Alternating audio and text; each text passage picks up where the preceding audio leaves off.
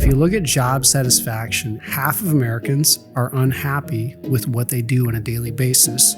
If you are happier, you're going to do better in your career in terms of economic gain. You're going to have better performance and actually make more money. We spend about 35% of our waking hours at work. That's a huge amount of time. So we want to choose this career or how we spend our time wisely. Welcome to Foundations First, Health, Strength, and Success. We're building tomorrow, starting today, based on scientific evidence. I'm Dr. Patrick Denard, and today's podcast is A Satisfying Career. Here's what the data tells us. Today's podcast is sponsored by Complete Surgical Nutrition. The average American will have 6 surgeries in their lifetime. Evidence shows that nutrition is an important part of recovery. Supplementation can improve speed of recovery and lower the risk of complications.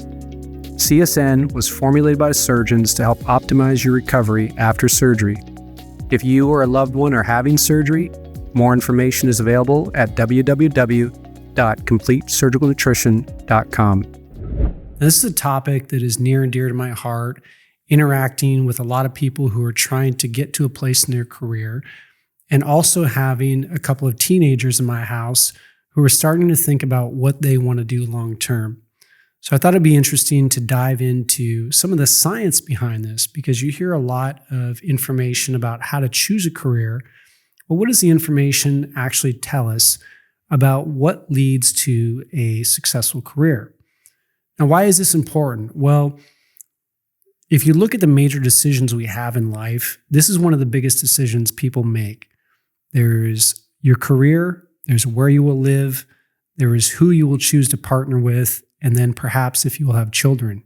And we spend about 35% of our waking hours at work. That's a huge amount of time. So we want to choose this career or how we spend our time wisely. Now, the statistics on this are actually quite alarming. According to the Pew Research Institute, if you look at job satisfaction, it's about 50% of Americans that are extremely or very satisfied with their job. Said another way, half of Americans are unhappy with what they do on a daily basis, where they spend 35% of their time. In fact, 35% of those say that it's just a way to get through. In other words, it's just a way to bring in money so they can meet their basic needs. And if we're going to spend that much time of our life working, I think it obviously would be that we would want to spend that doing something that's rewarding and is going to help contribute to our happiness. So let's back up and look at what relates to happiness, or what are the factors that contribute. Now, we're going to talk about career and job, but it is important to recognize that probably the biggest contributor to happiness is your connection to other individuals.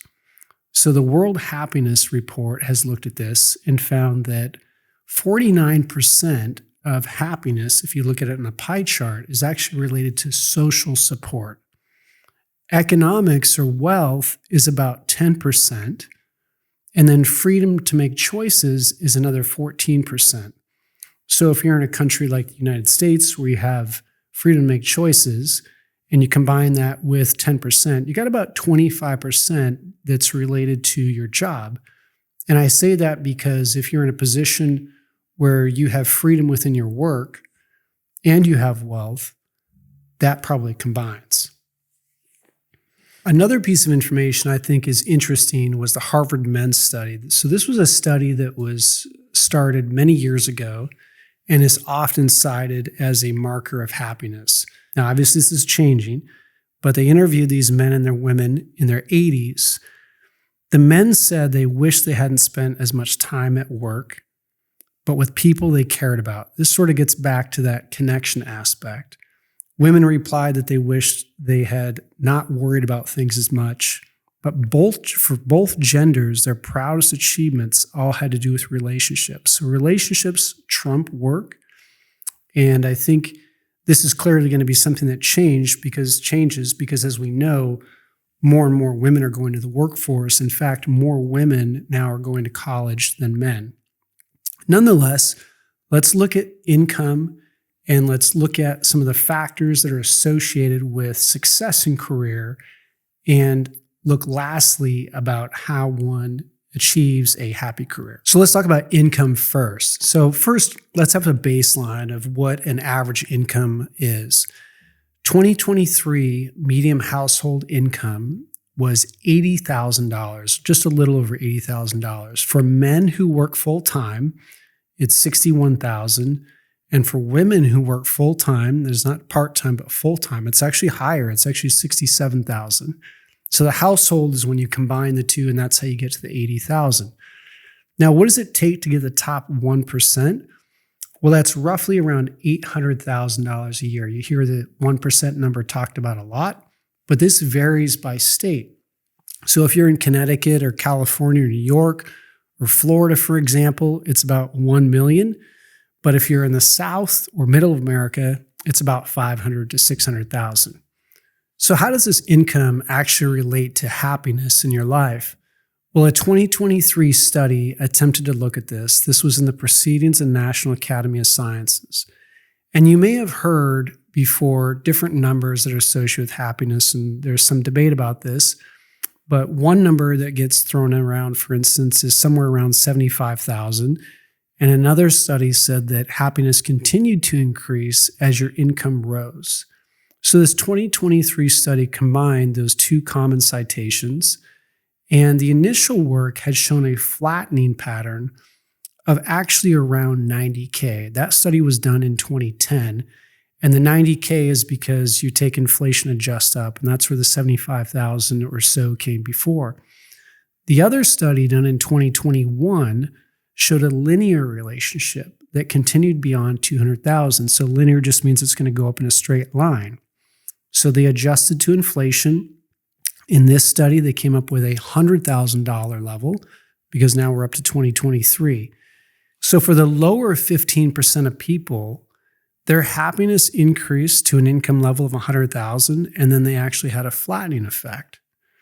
But for the happiest 30% of people, the slope rose, and then it got steeper after that and actually rose out to 500,000. They didn't go beyond that in their graph in the study. So what does this mean? So essentially what they're trying to say is that if you're a happy person, you're going to continue to get increasing happiness. It's going to rise even beyond. Versus if you're an unhappy person, your levels will rise till you get to a certain level, but it doesn't increase after that. In other words, if by nature you're an unhappy person, or if you have an unhappy just demeanor, you can get some benefit by being able to meet your basic needs. But if you're a happy individual, as you make more money, you're going to get happier, and that's going to continue to rise as your income rises. So knowing that there's this relationship between happiness and income, and some of it having to do with a baseline, the next question is, does happiness actually predict career success? So a 1999 study of 5,000 Australian youth looked at this, and those who reported being happy actually made more money. Now, notably in this study, marriage had a larger effect on well-being than income. But on the flip side, if people were unemployed, it had a very large negative effect. So the takeaway from this is that if you're happier, you tend to have more financial success. It's not as a big of a factor of who you marry, but it does have a large impact.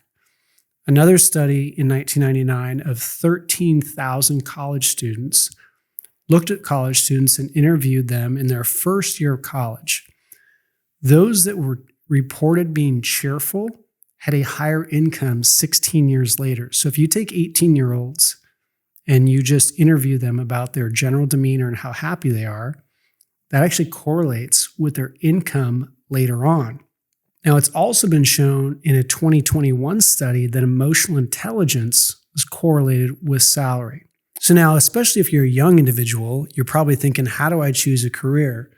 Well, the message we've heard before is that happiness plays a big role in general. So one of the first things you should do is think about making yourself happy. Secondly, try to develop those emotionally intelligent skills that are going to help you get income as well. A 2003 study looked at happiness and actually showed that positive affect predicted work performance. So there's a coupling here. If people had a positive affect, they had higher work performance at age 26. Meaning that if you have a positive affect, if you're generally happy, you're going to make more money and do better at work. Another interesting study from China in 2013 looked at 137 college students, and they looked at the ability to actually choose a job. And what they found was that those who are more satisfied or hopeful in life were more decisive about career decisions. They were aware of their strengths and weaknesses and acknowledged the importance of their career. Let's summarize the findings of the research. Income is important in your overall happiness, but your internal happiness plays a very large role. Now, you probably want to find a way to get to this $100,000 threshold to increase your happiness, but if you are a happy individual, you will see bigger benefits beyond that. I've had that personal experience, seeing that when I can meet my basic needs, my happiness increased, but it's continued to increase beyond that as being an individual who is happy overall. Second, if you are happier, you're going to do better in your career in terms of economic gain. You're going to have better performance and actually make more money. So the big message there is try to think about things that drive your happiness in general, and it's going to carry over and spill over to your overall life. This gets back to the exercise type of thing that we were talking about before, because we know that if you exercise, particularly if you're doing strength training, you're going to have higher levels of happiness. Lastly, I would say do the work, figure out who you are, examine yourself. There's evidence that suggests that aptitude tests relate to career satisfaction and performance. So I'm an advocate of doing things like taking the Big 5 personality test, figure out how your mind works, and figure out what you're good at. If you can figure out what you're good at, you can then follow a career that's going to help you have greater success. Because the better you are at something, the more you're going to enjoy that. And that enjoyment then makes it feel like you aren't spending as much time doing it. You have more happiness in doing it, and you then get that benefit of the income. Lastly, if you're not happy at work, the big message here is take a look at yourself first. Before you just blame it on the career, you probably want to think, what am I doing or what can I do internally to improve my happiness first? Because once again, the biggest factors when you combine everything is really that internalness and the connection to others that drives your overall happiness. I hope you enjoyed learning about some of the science associated with career success and the income levels that are associated with happiness. Please like, subscribe, and if you're so compelled, leave us a 5-star review. In the next podcast, I'll be talking about testosterone levels and avoiding the decline in mid-age.